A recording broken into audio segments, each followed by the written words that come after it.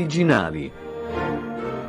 Per chi fra voi, care amiche e amici ascoltatrici e ascoltatori di Caffè Italia, ci sta ascoltando in diretta, stiamo leggendo, e siamo arrivati alla terza parte, Christmas Eve, una short story tratta da The Sketchbook di Washington Irving, con la quale il narratore, Geoffrey Crayon, sta spiegando agli statunitensi quali siano le tradizioni natalizie inglesi.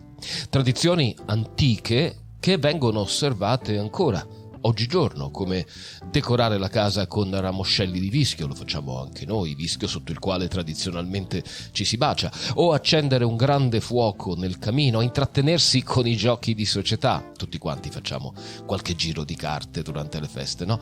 Ascoltare i canti tipici di questo periodo e consumare cibi tradizionali come in Inghilterra il mince pie. Possiamo quindi tranquillamente affermare che con la pubblicazione di The Sketchbook Washington Irving abbia contribuito a rendere popolare il Natale in America durante l'Ottocento. Esattamente come la pubblicazione di A Christmas Carol di Charles Dickens nel 1843 avrebbe fatto per il Natale in Inghilterra. A voi con Marco Piovaz la terza parte di Christmas Eve tratto da The Sketchbook di Washington Irving.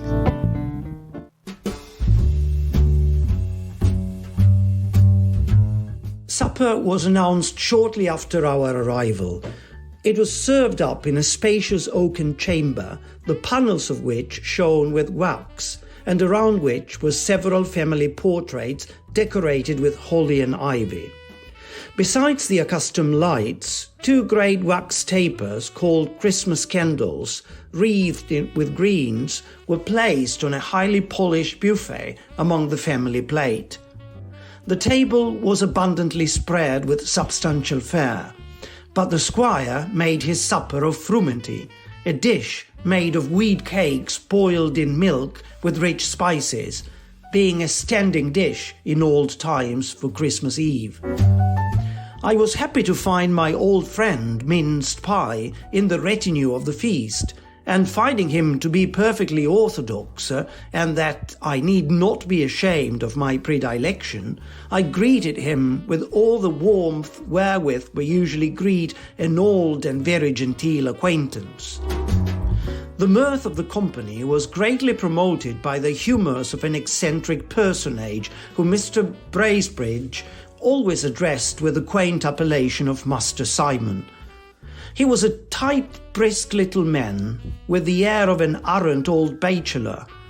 His nose was shaped like the bill of a parrot, his face slightly pitted with the smallpox, with a dry perpetual bloom on it, like a frostbitten leaf in autumn. He had an eye of a great quickness and vivacity, with a drollery and lurking waggery of expression that was irresistible. He was evidently the wit of the family, dealing very much in sly jokes and innuendos with the ladies, and making infinite merriment by harping upon old themes, which unfortunately my ignorance of the family chronicles did not permit me to enjoy. It seemed to be his great delight during supper to keep a young girl next to him in a continual agony of stifled laughter, in spite of her awe of the reproving looks of her mother, who sat opposite. Indeed, he was the idol of the younger part of the company, who laughed at everything he said or did, and at every turn of his countenance. I could not wonder at it, for B must have been a miracle of accomplishments in their eyes.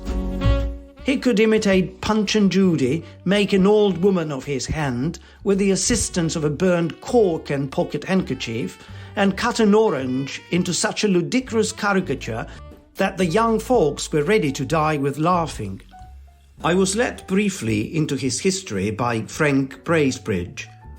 He was an old bachelor of a small independent income, which by careful management was sufficient for all his wants.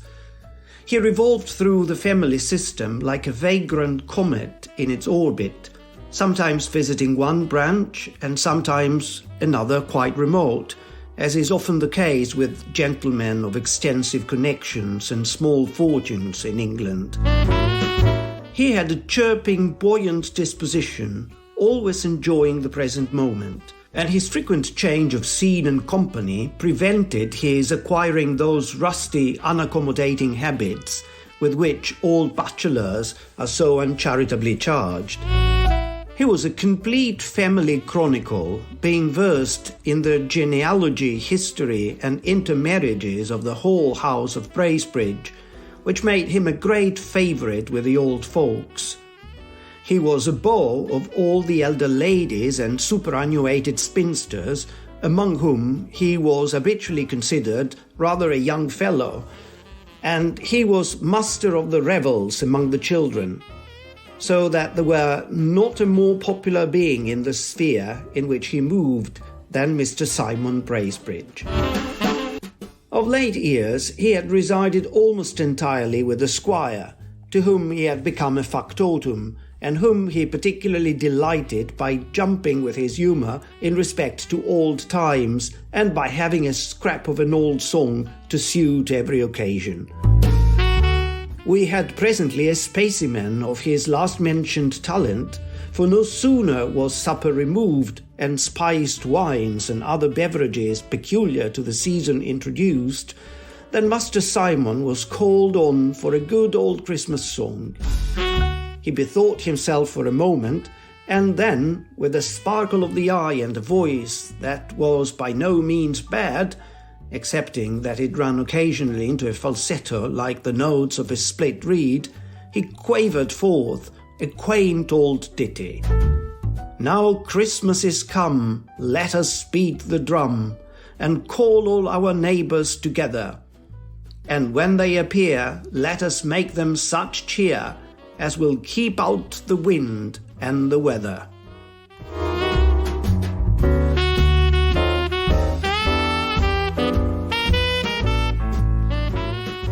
Grazie a Marco Piovaz per questa lettura. Saranno due donne le regine della vigilia e del giorno di Natale.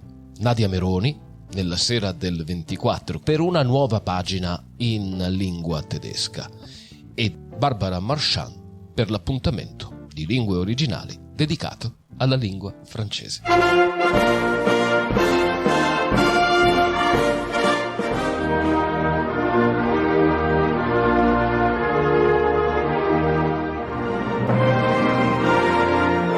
Lingue Originali.